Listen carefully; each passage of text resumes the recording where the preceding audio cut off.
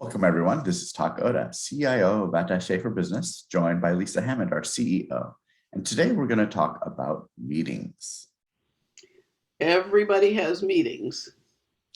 Everybody has maybe too many meetings or meetings that wish we hadn't gone to.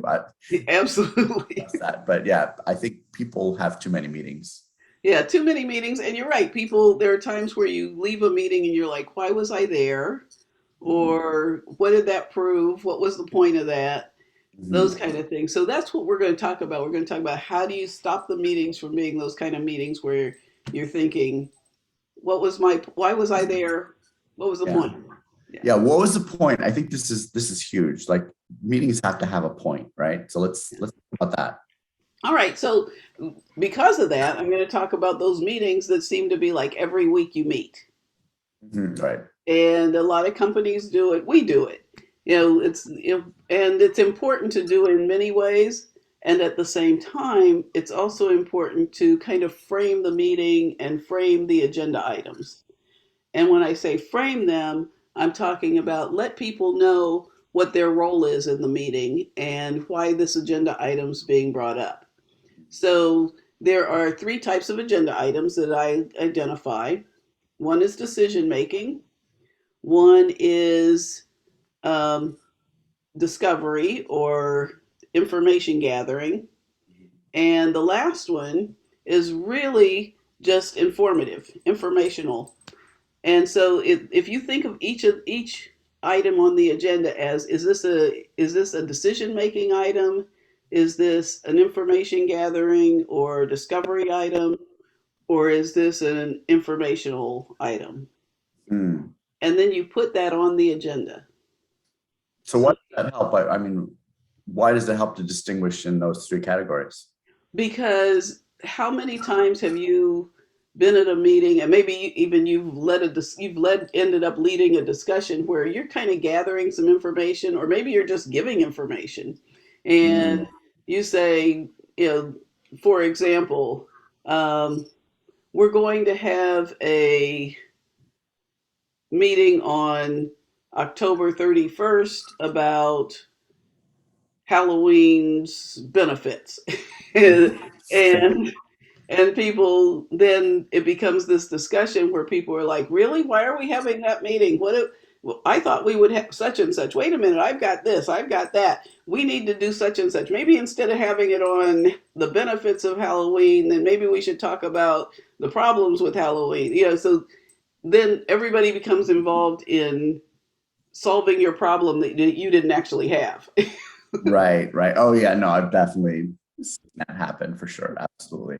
And I want just as a side note, I think certain informational agenda items could actually just be an email, right? I mean, Definitely. because that one is inviting a discussion when it really doesn't warrant one.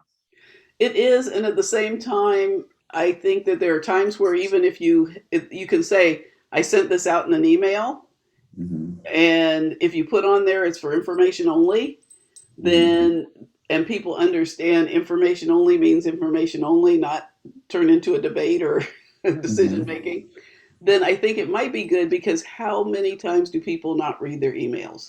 True. And people really need to hear something several times to really True. sink in. So That is true. right, but that's great. Yeah, as long as people understand you're not asking for their opinion this time, Right. it's huge. Yeah. Okay. And so then with the I'm good with discovery or information gathering, you are asking their opinion, but you're going to be the one making the decision, and that needs to be clear. That's a really important key distinction, I think. Yeah, because otherwise you end up with people feeling kind of hurt, right? Like, wait, Right. why did you ask me? Yeah. Yeah, you aren't going to listen to what I have to say anyway, so why did you ask? Right. Yeah. Yeah, definitely. And that could And be so easily avoided just by explaining what you're after. exactly. And Okay. then for decision making, you want to discuss you want to say what type of decision making you're asking for.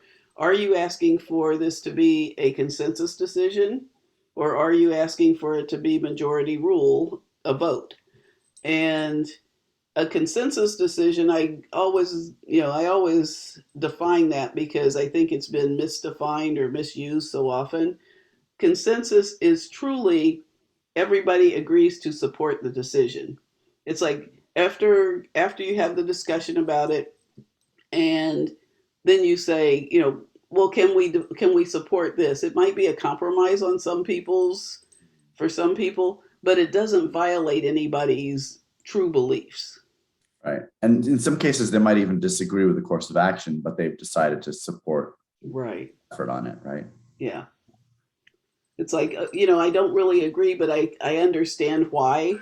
And that's the one thing, they need to understand why the decision's being made. If they still don't understand why the decision's being made, you still need to have that conversation, because when people come back to them and say, why was this decision made? If the answer is, I don't know, that's what they decided, then you've never had consensus. Right.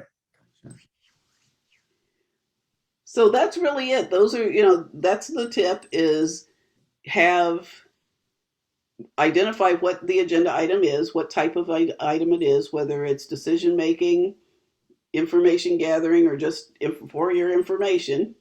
And if it's decision making, explain what kind of decision making you're going to have. Right. So it's as simple as just on the agenda, it says decision making, and is it consensus or vote based? Is it informational? Is it information gathering? And that by itself will save a lot of heartache and time. Exactly. That's the tip. All right. I love this. This is great. Thank you everyone for tuning in. Thank you, Lisa. And everyone, please be sure to like and subscribe so you can get more nuggets of wisdom from Lisa Hanson. Thanks.